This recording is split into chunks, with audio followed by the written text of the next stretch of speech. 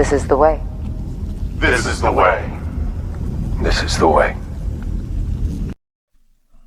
Leviticus 11. And the Lord spake unto Moses and to Aaron, saying unto them, Speak unto the children of Israel, saying, These are the beasts, which ye shall eat among all the beasts that are on the earth. Whatsoever parteth the hoof, and is cloven-footed, and cheweth the cud, among the beasts, that shall ye eat. Nevertheless, these shall ye not eat of them that chew the cud, or of them that divide the hoof. As the camel, because he cheweth the cud, but divided not the hoof, he is unclean unto you. And the coney, because he cheweth the cud, but divideth not the hoof, he is unclean unto you. And the hare, because he cheweth the cud, but divideth not the hoof, he is unclean unto you. And the swine, though he divide the hoof, and be cloven-footed, yet he cheweth not the cud, he is unclean to you. Of their flesh shall ye not eat, and their carcass shall ye not touch, they are unclean to you. Pizza from Little Caesars for just $5 if you're an Amazon Prime member. That's right, $5. Not only is this a good deal, but it's also the first pizza deal of its kind on Prime. You could say it's a trailblazing pizza deal, a groundbreaking pizza deal, or even a history-making pizza deal. So what do you say? Want to make pizza history? Of course you do! Get your $5 pizza with this Prime Day offer from Little Caesars. Does God care about what we eat? Well, in the Bible, God gives laws that tell us not to eat meat from certain animals. These laws are found in the books of Leviticus and Deuteronomy. According to these laws, things like pork and shellfish are off the menu. They are called unclean. In the Septuagint, the Greek translation of the Old Testament, these meats are called akathartos, which literally means impure or unclean. So, it appears that God does care about what we eat. He doesn't want us eating anything that is akathartos, or unclean. But why does he care? Well, God commands his people to be holy, that is, separate from the world and devoted to him. This command to be holy appears in Leviticus 11, which is all about which animals can and cannot be eaten. Leviticus 11:44, For I am the Lord your God. Consecrate yourselves, therefore, and be holy, for I am holy. The Apostle Peter echoes this command. 1 Peter 1:15-16, But as he who called you is holy, you also be holy in all your conduct, since it is written, You shall be holy, for I am holy. So, as Christians, we should be holy in all aspects of our lives, including what we eat. That is why God gave laws concerning food. However, many people today think God's food laws are no longer important. They point to several scriptures that seem to indicate this. For instance, in Mark 7, Jesus said that nothing that goes into a person can defile him. In Romans 14, Paul said that nothing is unclean. And in Acts 10, Peter received a vision where he was explicitly told to eat unclean animals. Based on these passages, many people believe that God's food laws have been done away with. They think we can eat whatever we want. But are these passages really telling us that we can eat unclean meats? Are they really telling us that we can eat things that God considers akathartos? Well, actually they are not.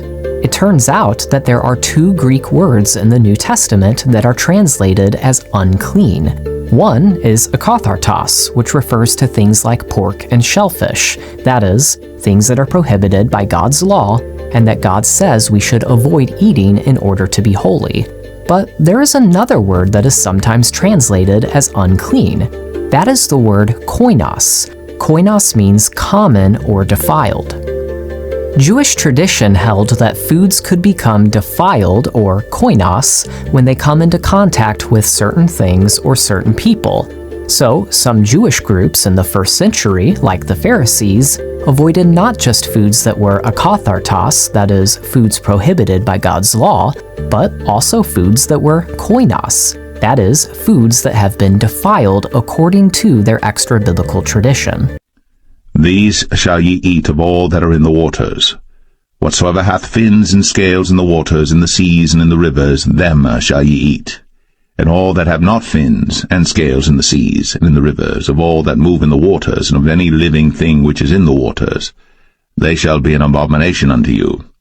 They shall be even an abomination unto you. Ye shall not eat of their flesh, but ye shall have their carcasses in abomination. Whatsoever hath no fins nor scales in the waters, that shall be an abomination unto you. Jesus, Peter, and Paul were not saying that we don't have to obey God's food laws. They were saying that we don't have to obey extra-biblical traditions about food. Consider Mark chapter 7. In this chapter, the Pharisees criticize Jesus' disciples for rejecting a, quote, tradition of the elders. They say, "Why do your disciples not walk according to the tradition of the elders, but eat with defiled, koinos, hands?" Because of their traditions, the Pharisees thought that touching food with koinos hands made the food koinos, which then made the person koinos when he ate it.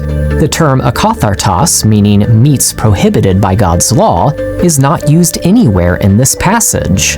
The controversy had nothing to do with Jesus or his disciples rejecting God's food laws. In fact, Jesus accuses the Pharisees of rejecting and nullifying the commandments of God for the sake of their traditions. It wouldn't make any sense for Jesus to criticize the Pharisees for rejecting God's commandments while at the same time rejecting them himself.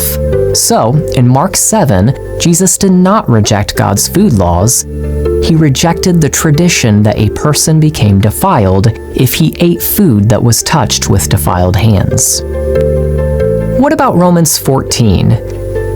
Here, Paul says, "I know and am persuaded in the Lord Jesus that nothing is unclean, koinos, in itself, but it is unclean, koinos, for anyone who thinks it unclean, koinos." Again, the word being translated as unclean here is not akathartos. Paul is not addressing meats prohibited by God's law. Rather, Paul is talking about clean meat that was being sold in the Roman marketplace. Some Jewish believers refused to eat this meat because they thought it was defiled, or koinos. Why did they think it was defiled? Because it was handled by Gentiles. I know. Ironic, isn't it? He's saving you, and they're saving him for Christmas. Templeton, what's Christmas? The day you'll be cured. But I'm not sick. Oh, I didn't say you were sick. Uh-oh, that was a mistake. Yeah, typical rat. What? You gonna lie to the future football here? Okay, but it's a sad statement when I'm the most honest guy in the place. Templeton, what are you talking about? Come winter, the farmer will be checking you into the old smokehouse hotel. And the only checking out that happens is when people gather around and say, check out that yummy sausage. Check out that sizzling bacon. Oh, so that's what that is for. Ain't for roasting chestnuts. He wouldn't. Humans love pigs. Well, they love pork.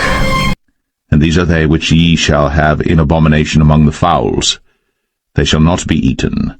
They are an abomination, the eagle, and the ossifrage, and the osprey, and the vulture, and the kite after his kind, every raven after his kind, and the owl, and the nighthawk, and the cuckoo, and the hawk after his kind, and the little owl, and the cormorant, and the great owl, and the swan, and the pelican, and the gyre eagle, and the stork, the heron after her kind, and the lapwing, and the bat. All fowls that creep, going upon all four, shall be an abomination unto you. Yet these may ye eat of every flying creeping thing that goeth upon all four, which have legs above their feet, to leap withal upon the earth.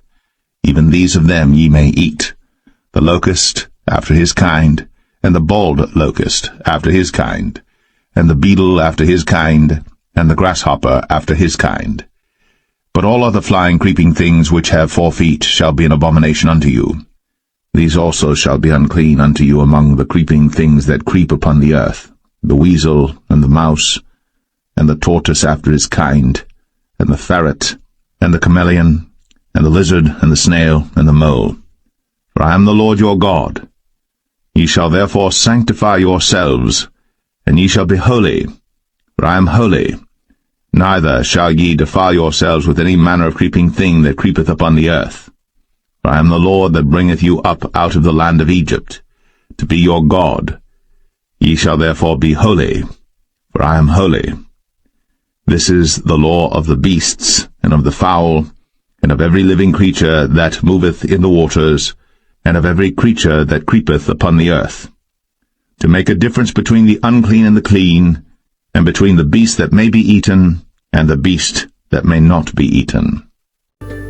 But remember, Jesus rejected this tradition.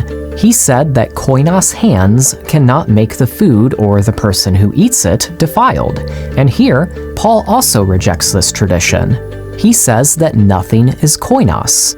However, he wants Jews and Gentiles to fellowship together, even if some of the Jews have traditions that he disagrees with. So he encourages those he calls strong, those who agree with Jesus' teachings about koinos, to accommodate those he calls weak. For the sake of unity, he tells the strong to avoid eating meat bought from the Gentile marketplace in front of people who believe it to be koinos, even though, in reality, there is no such thing as food that is koinos. This is similar to things we do out of respect for each other today. Even though the Bible does not prohibit drinking alcohol, it would be best to avoid drinking alcohol in the presence of a believer who is a recovering alcoholic. That believer has a weakness to alcohol, even though the Bible permits it. So too, in Paul's time, there were believers who had a weakness when it came to this tradition of koinos. Paul was not saying that the Bible's food laws were optional or irrelevant. He was saying that these extra-biblical traditions were optional. He encourages his readers to abide by these traditions only when they are fellowshipping with the weak. Paul gave this instruction because he wanted Jews and Gentiles to have unity.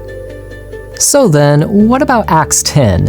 In that chapter, Peter is shown a sheet filled with animals, and a voice tells him to kill and eat.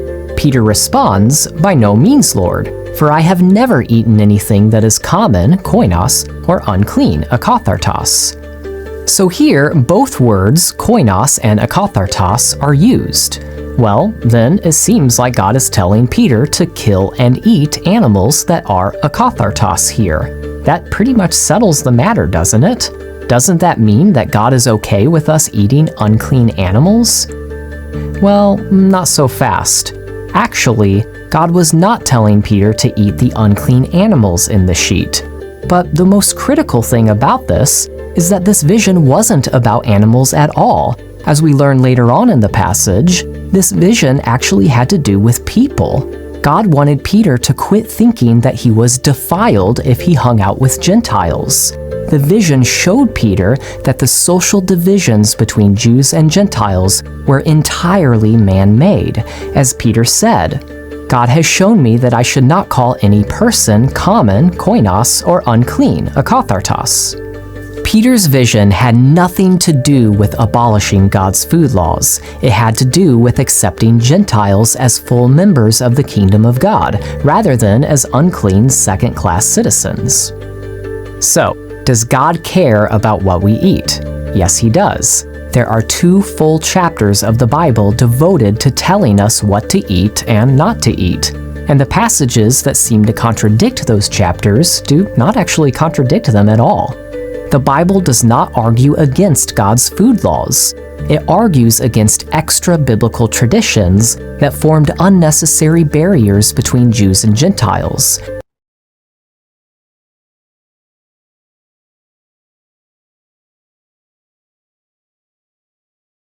A few moments later. Seems to be what the Apostle Paul is saying, which means that these things are optional for Christians. As a Christian, I don't have to observe the Jewish dietary laws in the Old Testament. I